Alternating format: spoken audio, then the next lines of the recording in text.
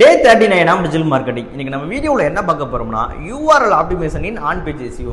இந்த URL optimization processல நம்ம என்ன பண்ணுவோம்னா நம்ம வெப்சைட்ல உள்ள ஒவ்வொரு வெப் பேजेसல உள்ள URL-ஐயும் ஒரு யூசருக்கு சரி ஒரு சர்ச் இன்ஜினுக்கும் சரி ஈஸி accessible பண்ற மாதிரியான process தாங்க இதல பாப்போம்.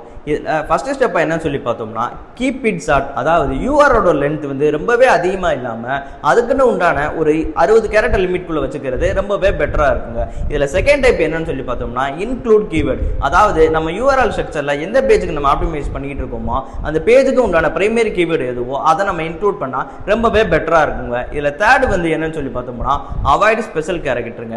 நம்மளோட URL-ல வந்துட்டு இந்த கொஸ்டின் மார்க் கமா இந்த மாதிரியான ஸ்பெஷல் கேரக்டர் யூஸ் பண்ணாம ஒவ்வொரு வேர்டையும் செப்பரேட் பண்ணி காட்டுறதுக்கு நம்ம ஹைஃபன்ஸ் யூஸ் பண்ணலாங்க. இதுல ஃபோர்த் என்னன்னு சொல்லி பார்த்தோம்னா அவாய்ட் கீவேர்ட் ஸ்டஃபிங். அதாவது நம்ம எந்த URL வந்து ஆப்டிமைஸ் பண்ணிட்டு இருக்கோமோ அதுல வந்து நிறைய கீவேர்ட் வந்து நம்ம இன்க்ளூட் பண்ணாம வச்சுக்கிறது ரொம்பவே பெட்டரா இருக்குங்க. இதுல ஃபிஃப்த்தா என்னன்னு சொல்லி பார்த்தோம்னா யூஸ் லோயர் கேஸுங்க. அப்பர் கேஸ் எதுவும் யூஸ் பண்ணாம மோஸ்ட்லி நம்ம லோயர் கேஸ் யூஸ் பண்றதுனால டூப்ளிகேட் கண்டென்ட் இஷ்யூவை நம்மளால ஈஸியா வந்து தடுக்க முடியுங்க. இது எல்லாம் தாங்க நம்ம URL ஆப்டிமைசேஷன் ப்ராசஸ்ல பார்ப்போம். இந்த மாதிரியான யூஸ்ஃபுல்லான டிஜிட்டல் மார்க்கெட்டிங் ரிலேட்டட் வீடியோஸ் நீங்க ரெகுலரா பார்க்கணும்னா வினிமேக் ஸ்கூல் ஆட்டக்க ஃபாலோ பண்ணுங்க.